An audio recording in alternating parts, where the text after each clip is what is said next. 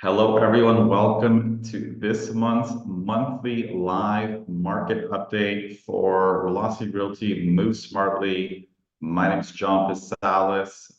Thank you again for joining us. I'm streaming live Greece this month because I'm obviously over here, but wanted to obviously keep our monthly session up. We get a lot of great questions from them, so thank you as always for joining.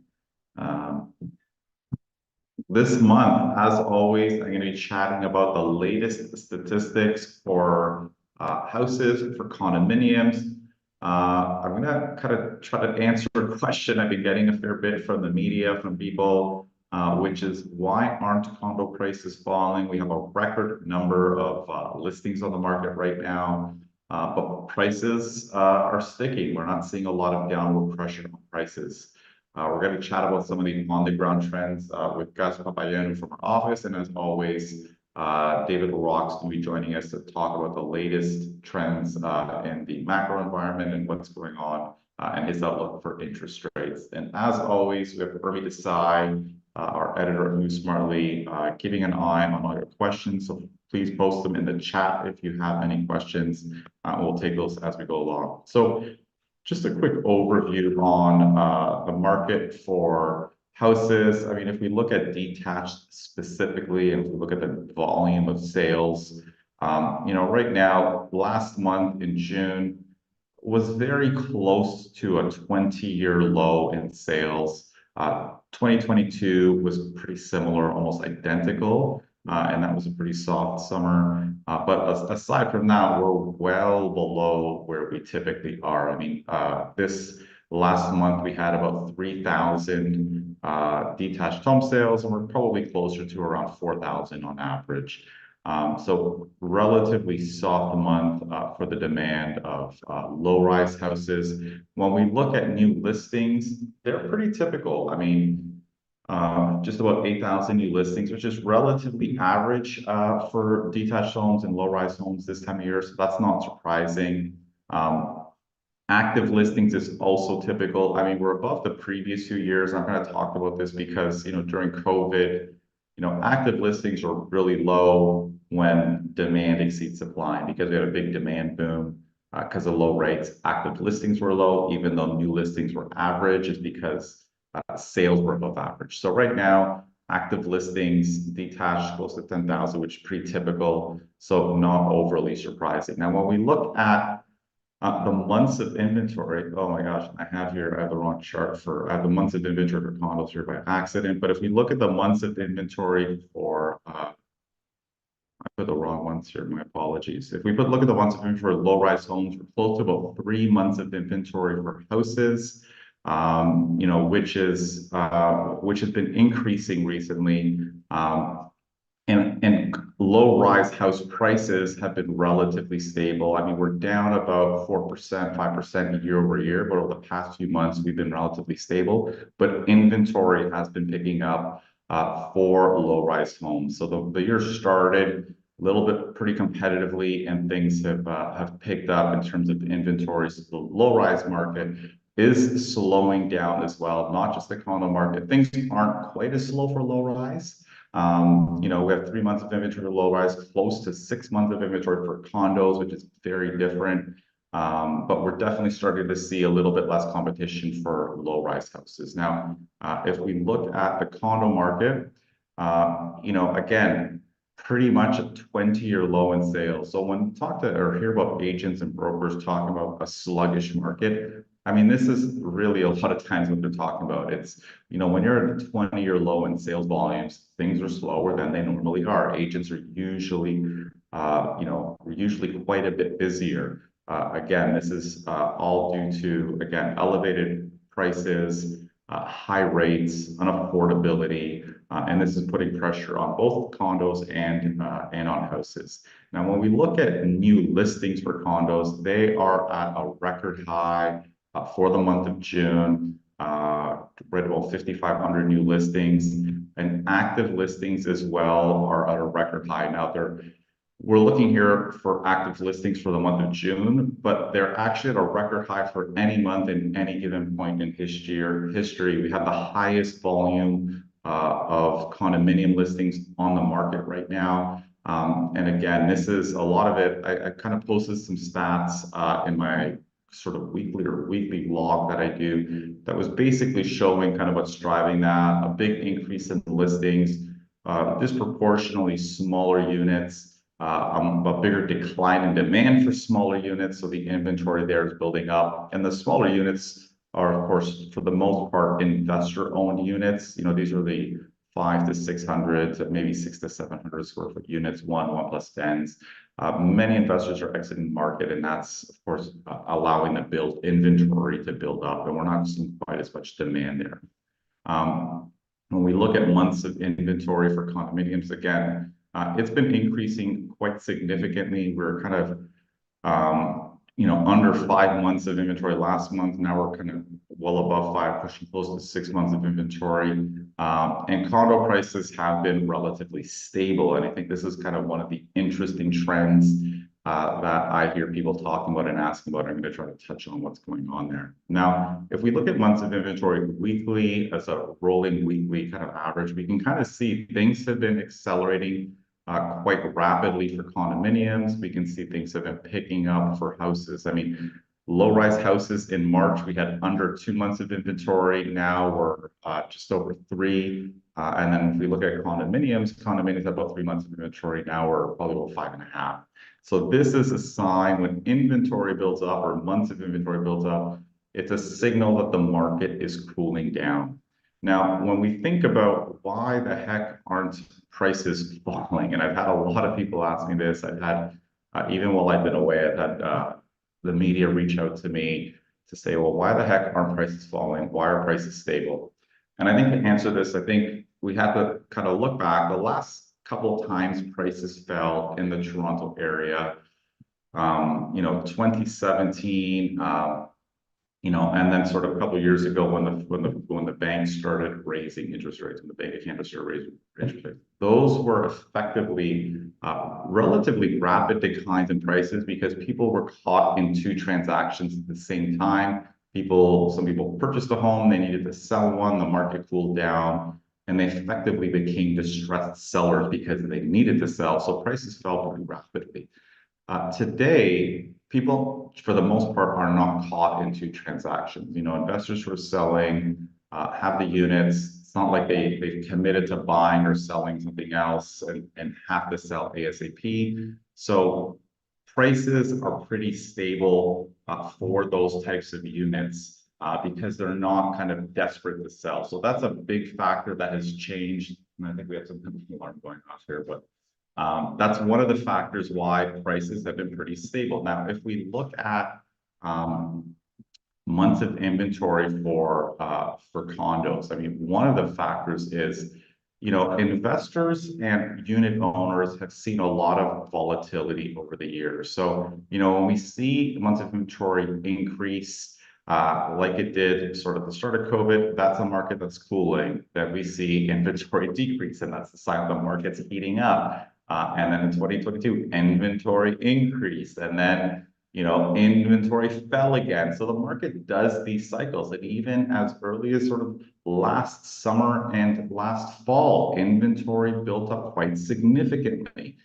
And then at the start of this year, inventory plummeted again. The market became a little bit more competitive. So we have these kind of cycles going up and down, and I suspect part of what's happening right now is sellers are holding out, optimistic that this is a short-term blip and things will get better in the fall. And I think that's really one of the main reasons. Again, when people aren't desperate to sell, typically sellers are stubborn. They wait out for their price. I think a lot of investors are holding on, hoping that things are going to be better, in the, as we move to the fall market. And I think this is one of the big factors that is causing this, stability that we're seeing in prices. Now, obviously, how things move between now and the fall is going to depend on what happens to inventory. If inventory continues to build as we move into September, October, November, eventually we might start to see some of those sellers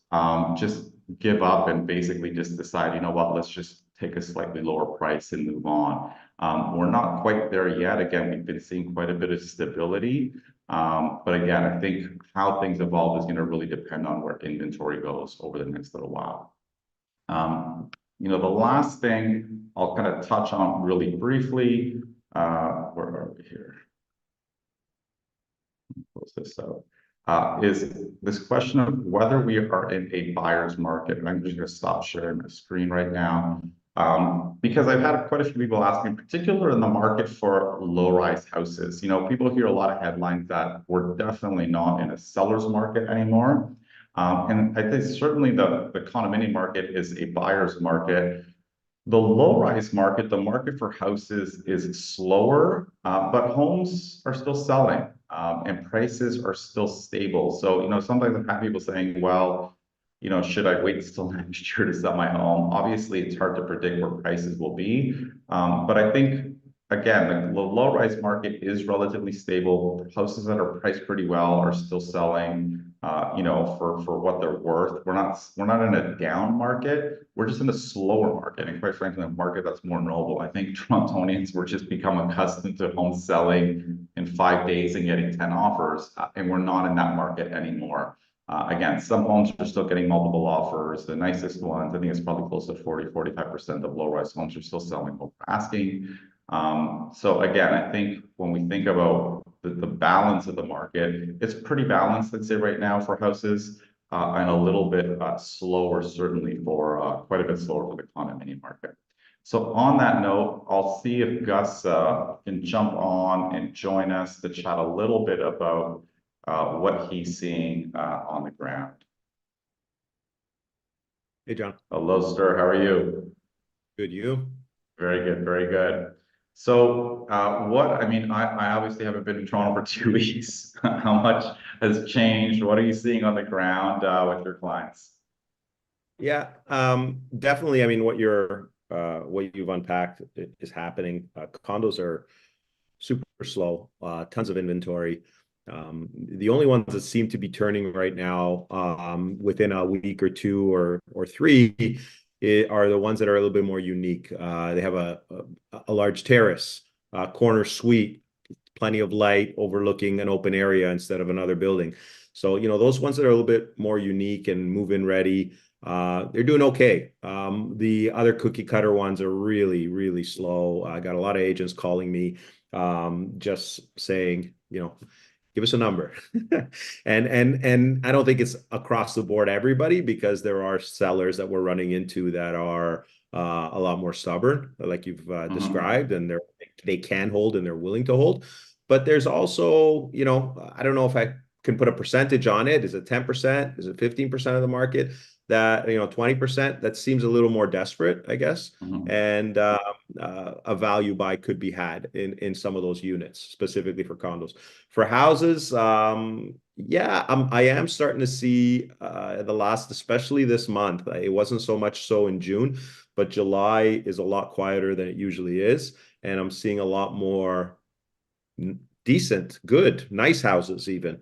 Some of them newly renovated, in nice neighborhoods, whether it's High Park or East York or even the odd one in Leslieville, and they're not selling in a week or 2 weeks or even 3 weeks. And I think part of it is realistic expectations of sellers, and if they're wanting that higher end price and they're pricing at that higher end price, then yeah, it's going to take them a while. And the ones that are moving within a week are priced reasonably, and you're like, okay, yes, 6 months ago or a year ago, they would have sold for 100 grand or 150 grand higher, but they're taking what they can get and they're moving on. And those ones are selling.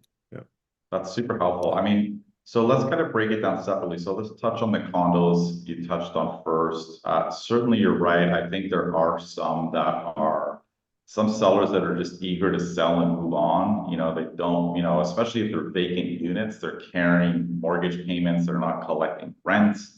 They can only do that for so long. I started telling some buyers, especially if a unit has been sitting on the market for a while, and they need to buy and sell, and they don't know what to do first. Part of me is like, well, why don't you just make your offer conditional on selling your house? You know what I mean? And not for like 2–3 months, but you can kind of test the market. It's, again, these are not clauses that are typical, but in a market that's like Toronto's condo market now that is sluggish, you might get the odd seller who's like, okay, fine, you have 2 or 3 weeks, let's see how it works out. So I think buyers needs to adjust if they're looking at a condo market in terms of strategy, to do things that are in their favor a little bit.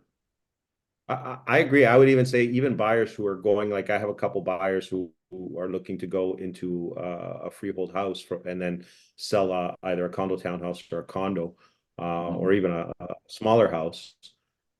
And a couple of them I've advised, like, I think you're better off selling because it's risky, right?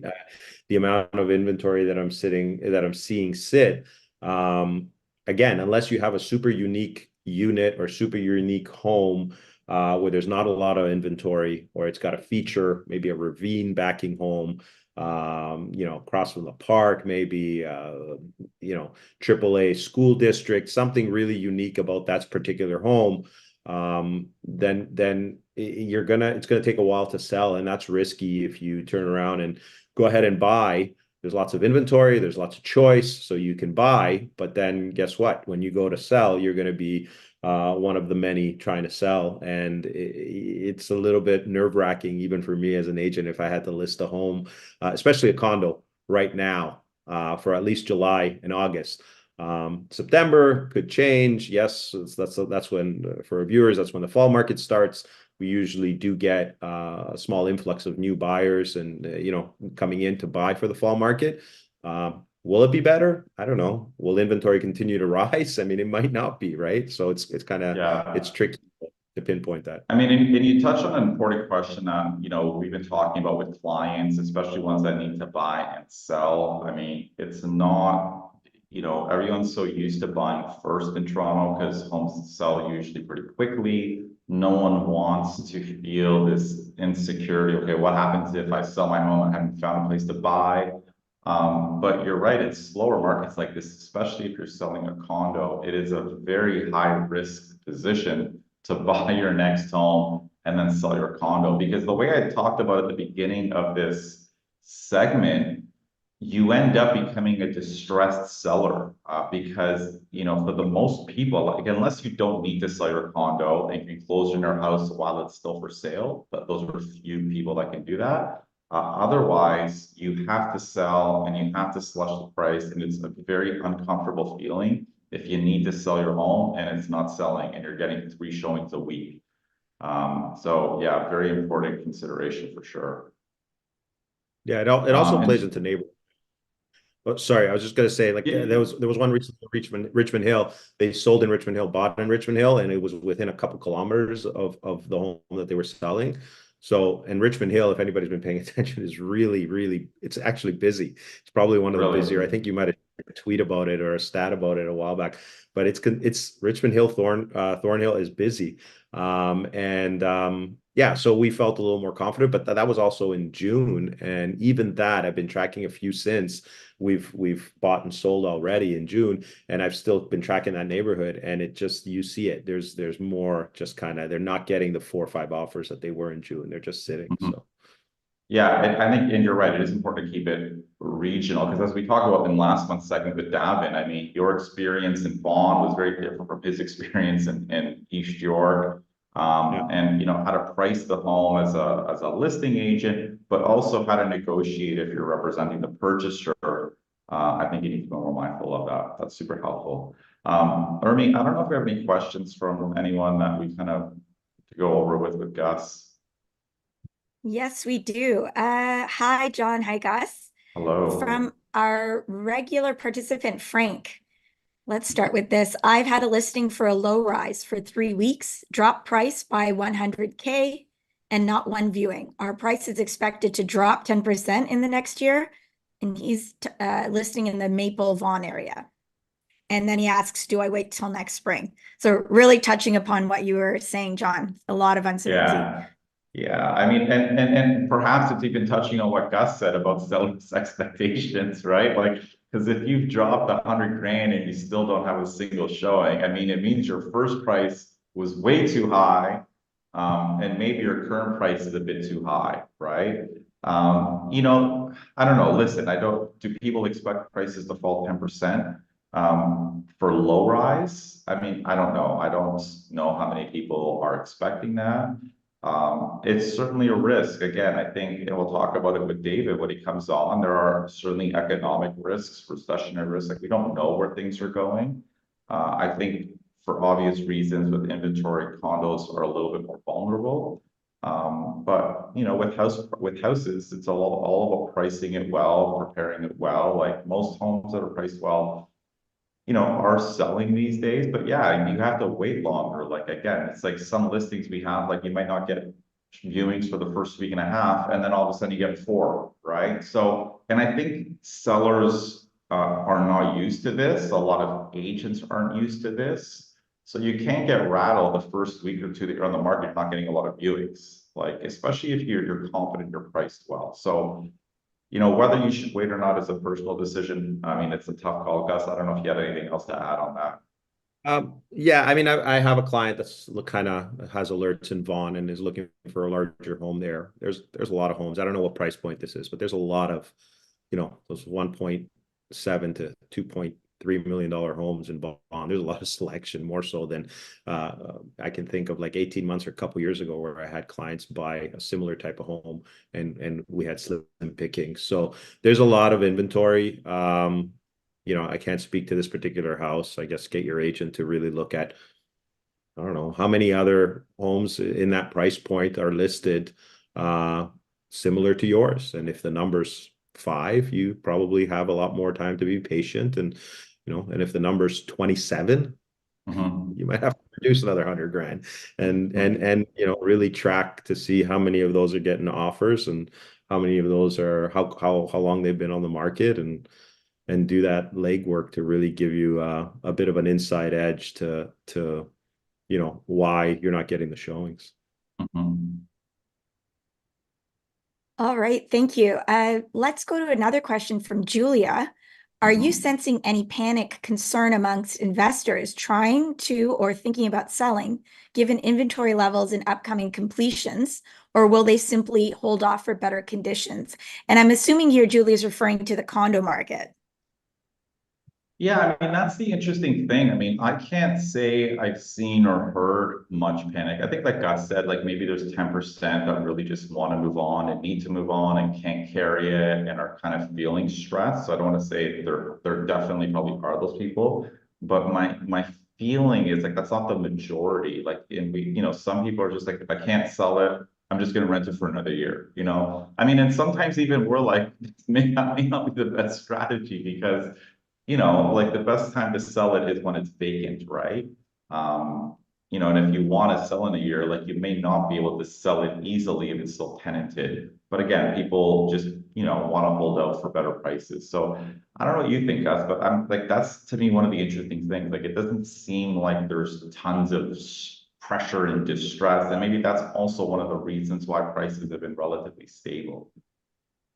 Yeah, I think it also depends on what you're looking to do. If this person is an investor looking to buy an investment condo, you could probably target certain buildings that have elevated inventory. And if you can probably find 4 or 5 units that you like in one building and then start targeting them and figure out who's desperate. But if someone who wants to just live buy your first home or buy a condo, yeah, it's really hard to find that distressed seller. And no, I don't think there's a ton of them out there, but I have heard seen of, again, I don't know, is a number 10%? I don't know, it's hard to put a percentage on it. More agents than ever before calling after showing and saying, just get me a number, get me an offer. Let's start a negotiation, you know, and that sounds a little more desperate, right? They're not so when you get that kind of call, then it's like, okay, that's when you know there you got some leverage there. So but I wonder when we get those calls, who the desperate person is, the investor or the agents to make a sale sometimes, you know what I mean?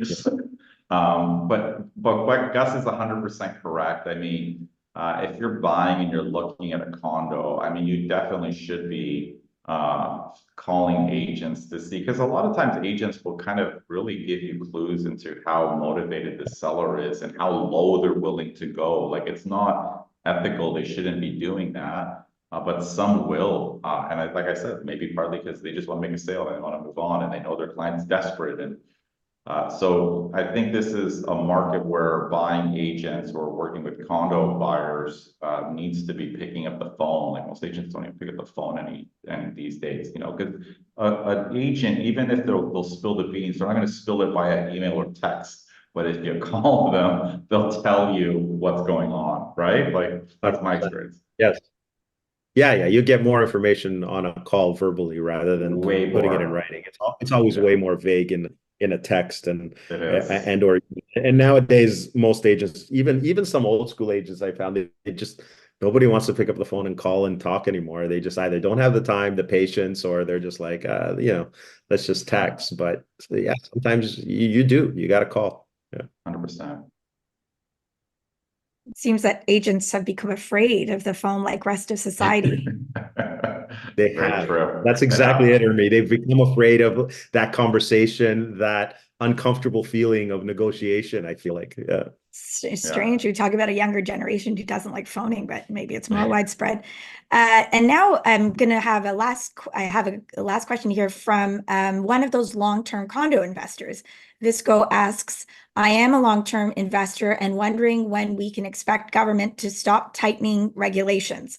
Should we consider switching to commercial properties? Residential investing doesn't make any sense. And I should correct myself. They didn't say condo specifically. So they're an investor in some kind of property renting it. Gus, you want to start that? Should I start that? Well, you probably know more about commercial than I do, so I'll let you answer that part about commercial or residential. So when Visco asked when will the government stop tightening regulations, I mean, I'm not sure what's meant by that, whether that is regulations on rental or tenancies or whatever.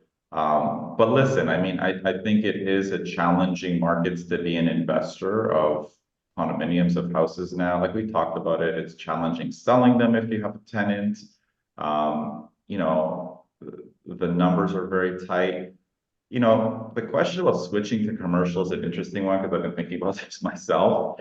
But the challenge with commercial is that the cap rates are also quite low. They're not that much better. They should be better. But if you look at it, especially, I mean, if you're looking at, you know, these traditional commercial properties, like commercial on the main floor and residential on the second, third, there are tons of inventory of those properties. Like nobody's buying. That's like, there's so few sales of commercial properties. Again, the challenge with them is prices are pretty sticky. Like most of those people who have commercial are not over leveraged. Like many of them have owned them for decades. A lot of times there's no mortgage on them, so they just sit around and wait.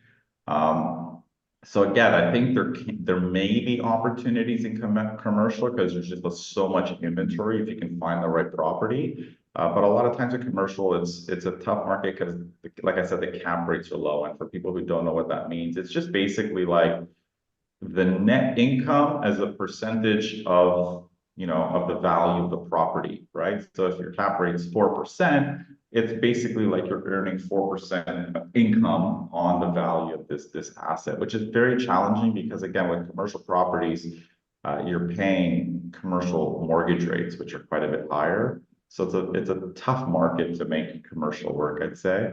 But maybe for certain properties, you can get decent value. Beautiful. I All right. really haven't. I think Jane covered it all. I don't know if I have much more. All right. All right. We've a couple other questions. I think I'm going to save them for in the next session with Dave on mortgages. Awesome. Beautiful. Gus, thank you so much for joining us.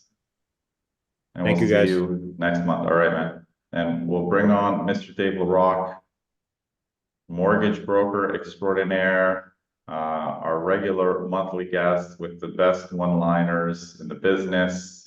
David, welcome. Thanks, John. So yeah, David Larock is also, for those of you who are new to the show, a frequent contributor on our blog. Moose Farley writes great content and great overview of what's going on in the market. So we'll kick off maybe with that, I mean, what are you seeing? I mean, your last kind of couple posts had mixed signals. I mean, on the one hand, inflation rates ticked up a little bit.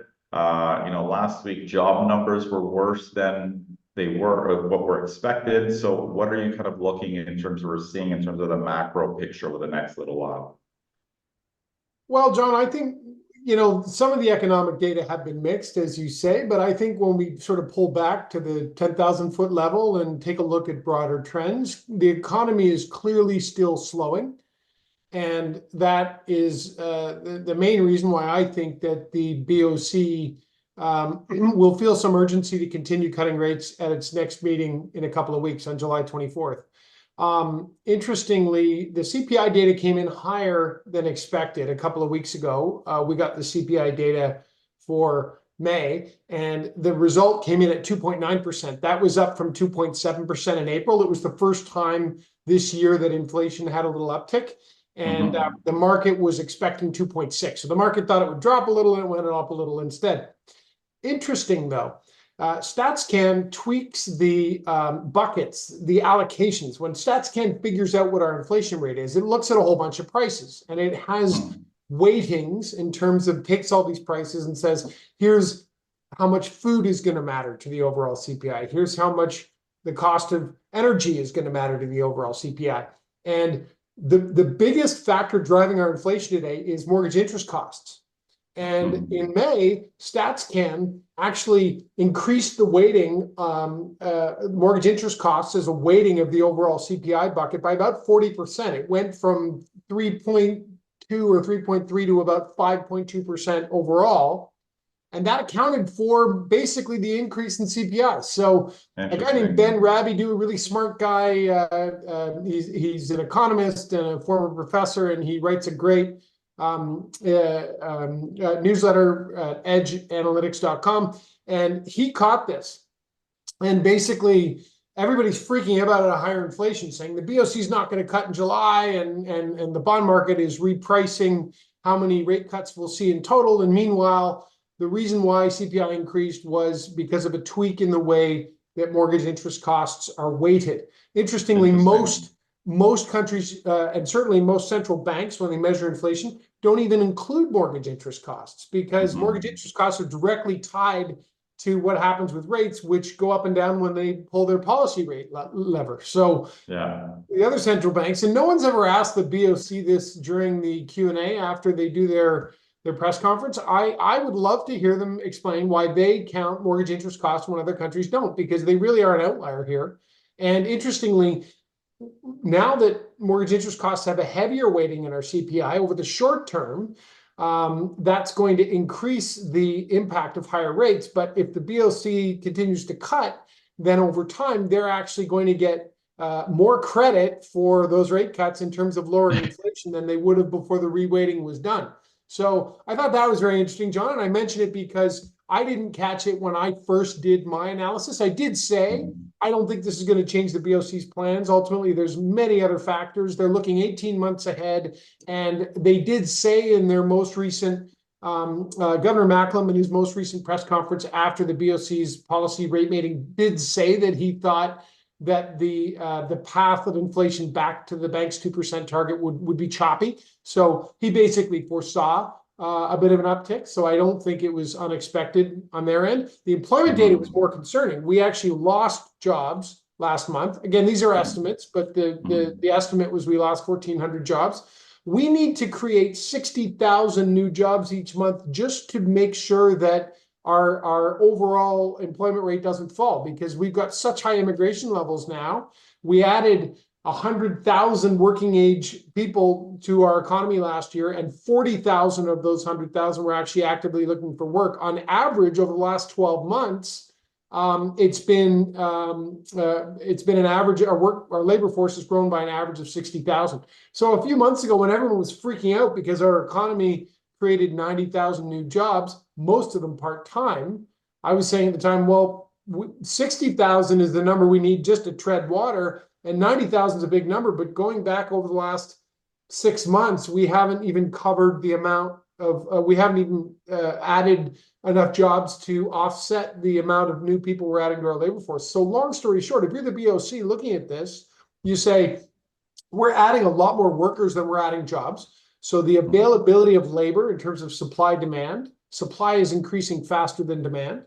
And while it's true that average wages are still growing at 5% plus, and that's a concern, and a lot of people mention that, there's a couple of important points there as well. Number one, when you compare year over year wage growth, if the prior year wages weren't growing much at all, then if they're growing just at a normal rate now, you're going to get a big increase. That's called a base effect. We saw that last month, and we're going to see it again this month, and then it's going to start to dissipate, and that's going to make average wage growth drop. So there is a bit of a statistical reason, a temporary statistical reason, low base effect, a low comparison rate from a year ago that is helping to bump up those average wage growth numbers that will not be there forever. So that's an important point. When it comes to the labor market, John, we've capped immigration. Students are protesting because they're disenfranchised with their job opportunities. I think immigration rates will be lower going forward. And to be clear, I am very much in favor of immigration overall. I'm not in favor of our federal government's policies around immigration and the rate at which they brought people into the country. It's happened too quickly. It's been disruptive. It's been inflationary. It's caused our headline GDP to grow, even though our GDP per capita has shrunk for 5 out of the last 6 quarters. So that's why people are saying, well, why are the economic data strong when I feel like we're in a recession? Because my my job opportunities aren't getting better and things are tougher for me. Well, that's the reason why, is because our headline GDP grows, but on a per capita basis, that's the real per capita GDP is basically, does the average Canadian feel wealthier or poorer? And when average GDP per capita has shrunk for 5 out of the last 6 quarters, that leaves the average Canadian less wealthy on a real basis. And that's an important point.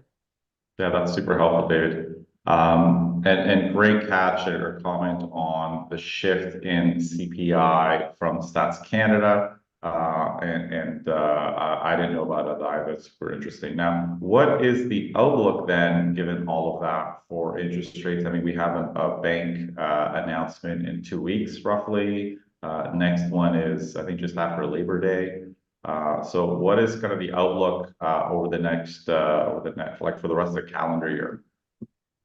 Well, I think so right now, the Bank of Canada's policy rate is at 4.75. They've cut once by a quarter point.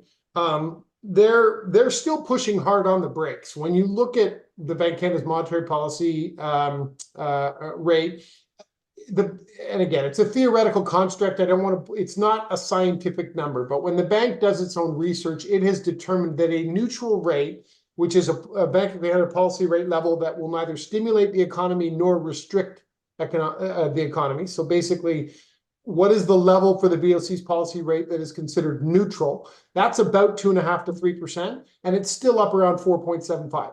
So if you're the BOC and you've got to skate where the puck is going and do things now based on what's going to happen 18 months from now, because there's a lag effect from rate cuts, the same as there is from rate hikes, then you got to be concerned that the policy rate is still too high and they've got to be taking their foot off the brake. They've got to continue easing. So the market thinks we're going to get about another 0.75% worth of cuts by next May. I think that's low. I think we'll get more. My view is that we're going to get a lot more cuts than people currently expect. And that's for a few reasons. Number one, only half of Canadians with mortgages have renewed thus far. And so far, they're renewing rates of about 3.5% into rates of about 5%.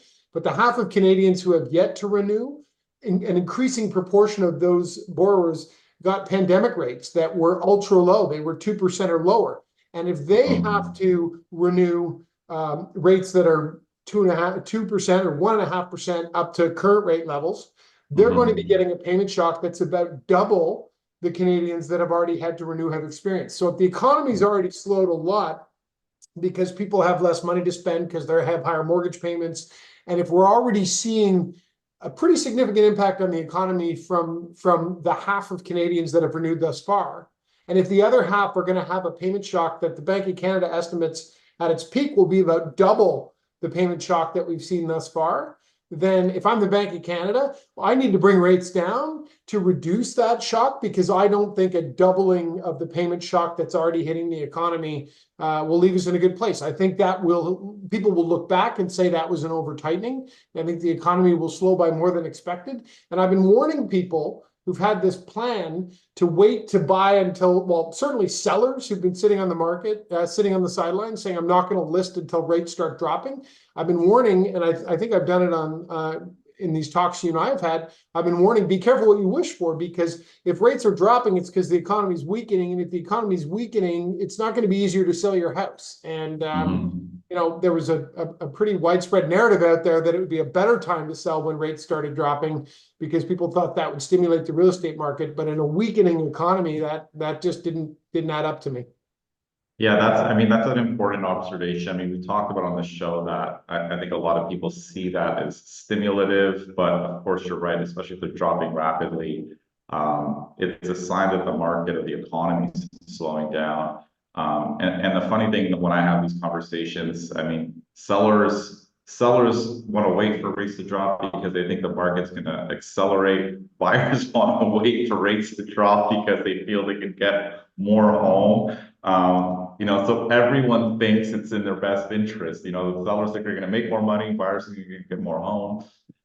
So anyhow, it's a bit funny how the two different sides of the actors in this equation kind of view declining interest rates slightly differently, right? Yeah, it's a funny thing too, John. There's always a counter argument, right? When the market's red hot, sellers don't want to sell because they think the longer they hold out, the higher the price is going to go, the more money they're going to make. Buyers don't want to buy in a hot market because they think they're buying at the peak and they want to wait for rates to cool. Now, when the market slows, buyers want to wait for prices to drop because rates are falling, and sellers want to wait for rates to drop because they think the lower they go, the better prices will rebound. So there's never a perfect time to buy or sell. It's never obvious that it's a good time to buy or sell. There's always a worry wall you have to climb. And I just thought the argument that waiting for rates to drop would be good for selling houses wasn't adding up in the current context, because the reality is, unlike in COVID, when rates dropped all of a sudden overnight by a lot, the BLC slashed its policy rate by 1.5%, 3.5% cuts back in March of 2020. That was great for house prices, but that wasn't the BLC cutting because the economy was weakening. That was the BLC cutting because of fear of a depression, which didn't materialize. And we'll never see that kind of stimulus for the housing market again. At least I hope not, because it would probably take another pandemic. Very true. Urmi, we're going to kind of turn it over to you. Maybe look at some of the questions we've had so far. Yes. Hi, Dave. Nice Urmi. to see you. Let's get to some questions. I want to start actually with what Dave was saying about Ben Rabidoux, who's a friend of the show, most rightly observed regarding the different weighting of housing, specifically mortgage inflation in the CPI index. Now, given that this is such an important measure, it's strange that, isn't it a bit strange that that was just kind of changed? You know, there's been a lot of debate about how Canada captures housing inflation in its index, and, you know, different countries do it differently. So I don't know. I find that kind of odd that they would have made the change and not really said much about it. Yeah, they definitely should have made it clearer. Anytime they make a big change like that, I think they should say, here's the CPI result for the month, and we've just made a change. And if we were using the same weightings that we'd used last month, this is what the number would be. And then you could get your head around, okay, well, how much of this change is real and how much of it is the reweighting? The reweighting itself, for me, I think it would be predictable for conspiracy theorists to imagine that this is all part of some grand conspiracy. The reality is, StatsCan regularly reweights its CPI buckets based on what's happening in the economy. For example, at one point, VCRs were included in the CPI bucket. Then the weighting of VCRs went down, and now I doubt that VCRs are counted at all in the CPI bucket. So this kind of adjustment is a normal thing. But when you're adjusting the weighting of mortgage rates, and they're the single biggest contributor to our current inflation pressures, do you know if we backed out the mortgage cost inflation from our CPI, instead of 2.9, we'd be at 1.6. So and well below target, and nobody would be saying the Bank of Canada is going to have to keep rates higher because inflation is too sticky. So I think you're right. Communication-wise, they could have done a much better job doing a before and after and highlighting the change. But I don't think it's part of a grand conspiracy. All right, you've actually answered Riaz's question. Would the CPI fund change be 1.6%? And you just stated that. John, sorry, did you want to add anything? I was going to say, yeah, I mean, it's important to clarify for people to wrap our heads around this. I mean, as David said, Canada is one of the few countries that includes interest rates for mortgage payments as a CPI measure. Again, one of the houses are kind of one of the most tricky ones to measure. I mean, all the other goods are a little bit easier, but houses are both a consumable because we live in it and we need shelter, but they're also an asset. Right. So, people found that confusing when prices were going up, why, especially when rates were falling, why the housing inflation component was actually falling. And most countries use what's called like a rental equivalence. They basically ignore house prices, they ignore interest costs and say, well, what would it cost if that homeowner needed to rent that home? And rents have been surging in Canada anyways, but yeah, it would have been slightly different methodology. All right, let's turn to a few questions, and I think they're connected they're connected because I think they all get at this issue of whether there is a proportion of mortgage holders, that may run into trouble as, because people locked in when rates were low. As David, you mentioned, many still have to reset. A question for Toile is it possible that people who got COVID mortgages, so I'm assuming those lower rate mortgages, can actually afford to pay more than double their current rate? So that's why we're not seeing that distress necessarily. Well, yes and no, Urmi. The reality is we introduced the stress test when the condos that are coming up now to be purchased were originally when people bought those condos, if we look back, because the stress test has been around now for 7 years. So, and that, by the way, we learned from the US housing crisis. They didn't have a stress test. Everybody was being qualified at teaser rates that only lasted 1 year into a 30-year fixed rate term. And when the teaser rates reset, people's mortgage rates went from 2% up to 5%, and people couldn't afford the mortgages. And the way they got away with it in the US for a long time is they just kept refinancing those mortgages so that every time your 1-year teaser ran out, you just signed up for a new 30-year term with a new 1-year teaser rate, and you were qualified at the teaser rate. And they don't have mortgage penalties, so there was no cost. There's upfront lending costs to do that, but you could keep rolling your mortgage over. Canada, we looked at it. We have a very different mortgage market. And our regulators said, to their credit, we want to make sure if rates go really low, that people can afford for them to go back up again. So everybody getting their 2% or lower rates during the pandemic was qualified as if their rate was 5.25%.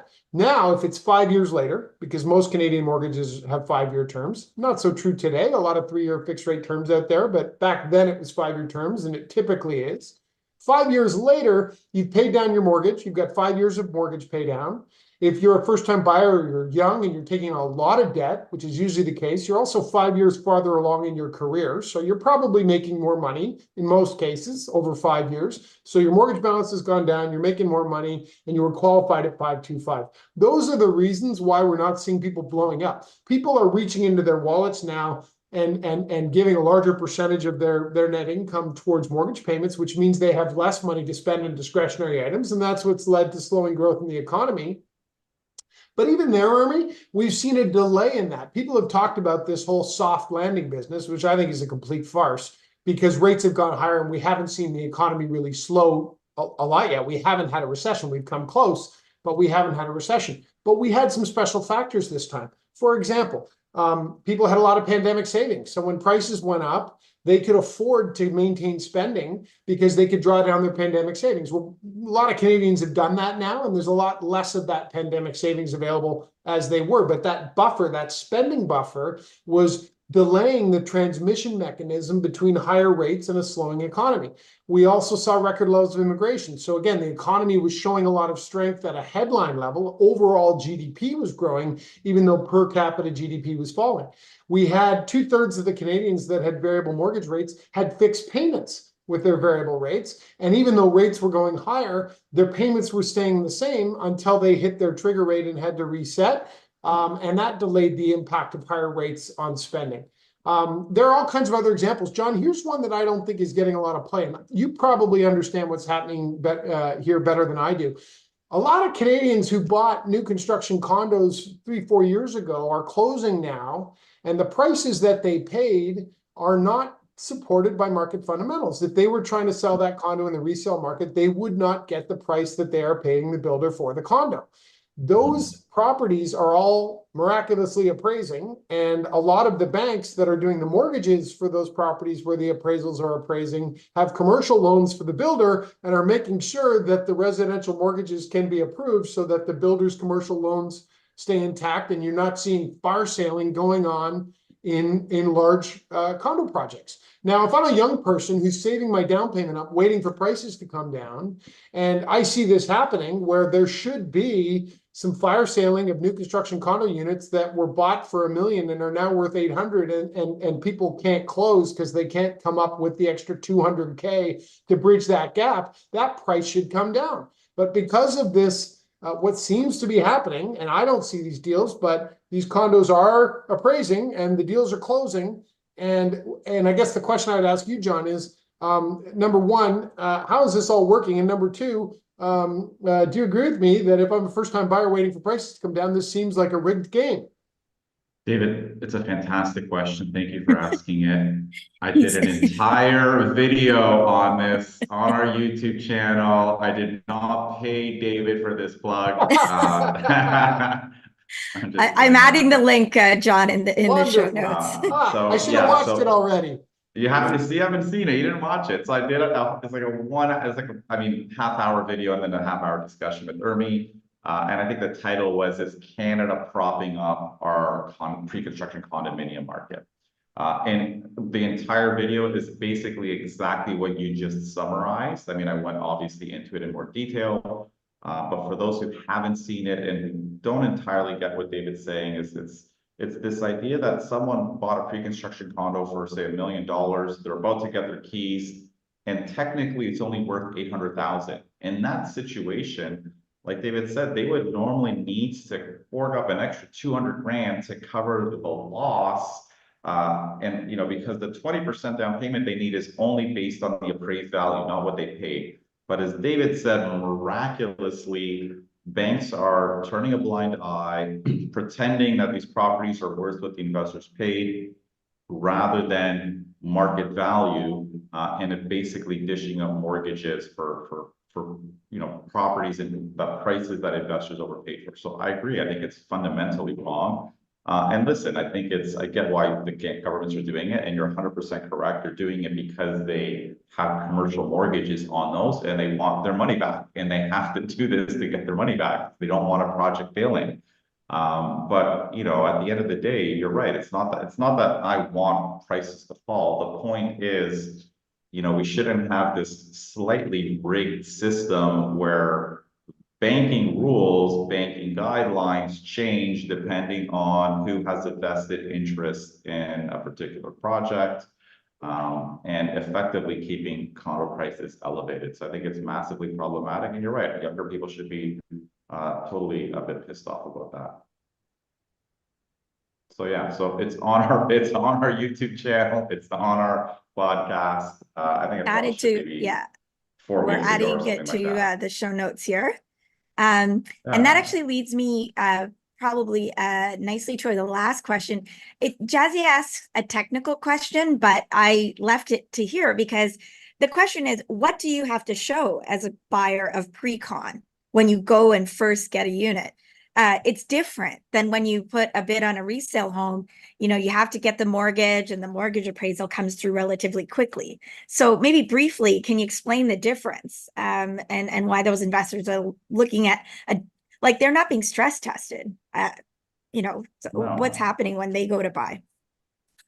Yeah, they just need like a so those pre-approval. pre-approvals are being stress tested, and you do have to confirm your income. The reality is, though, that 4 years later, if market conditions have changed, then there are some rules that are like valuation with appraisals that are bent.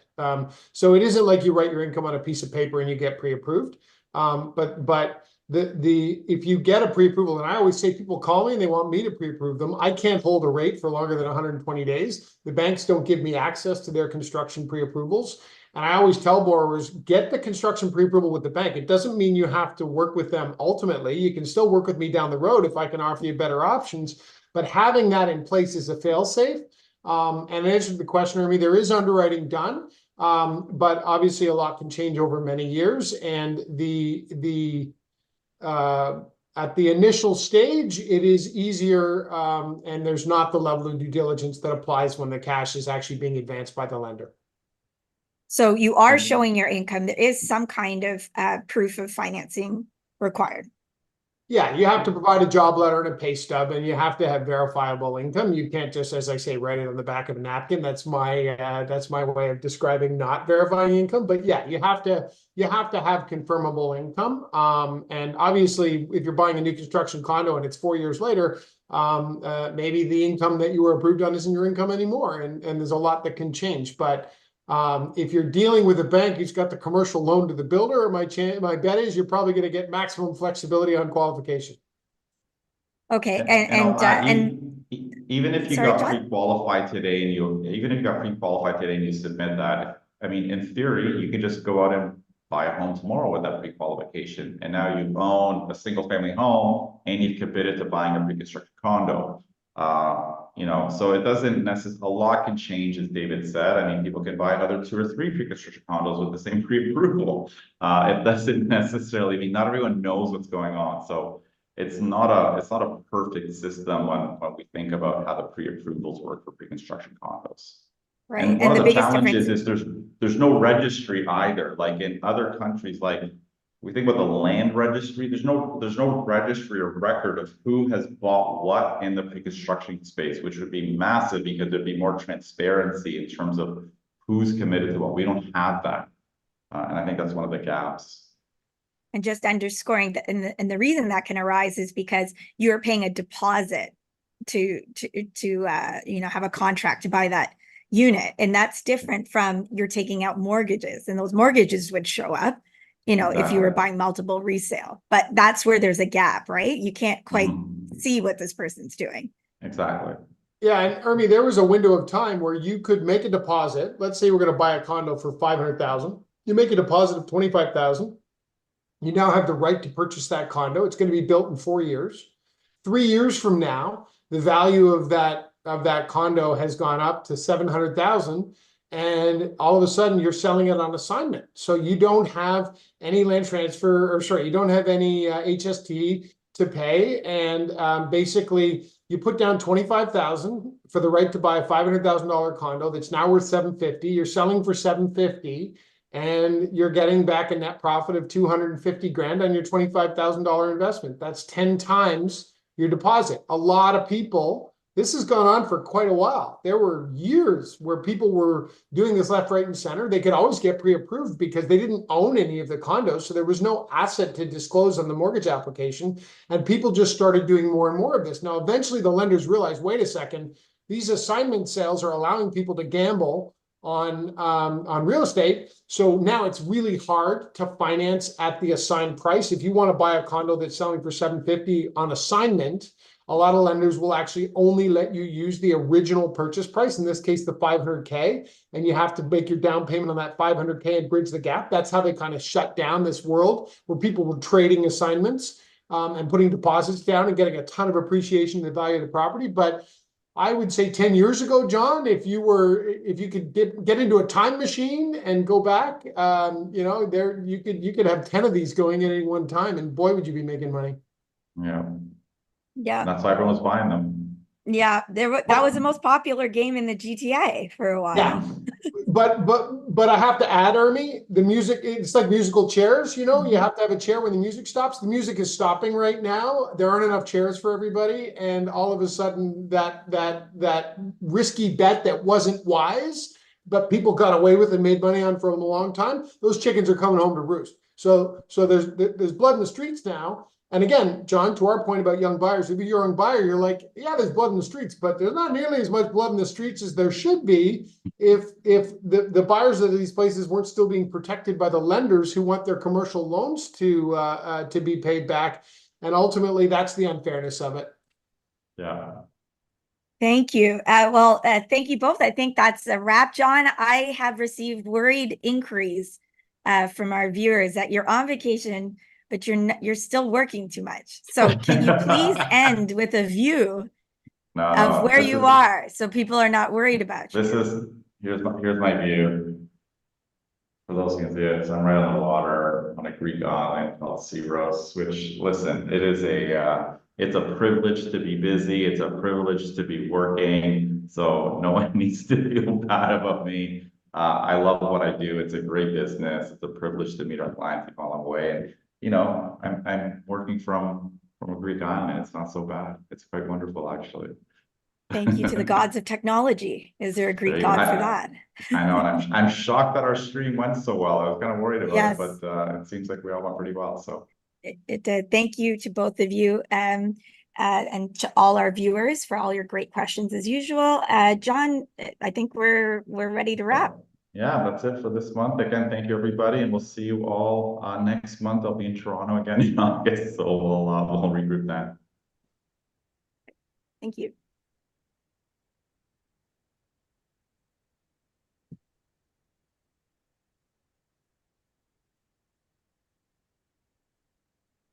All right, we're done, Ernie. I ended the stream.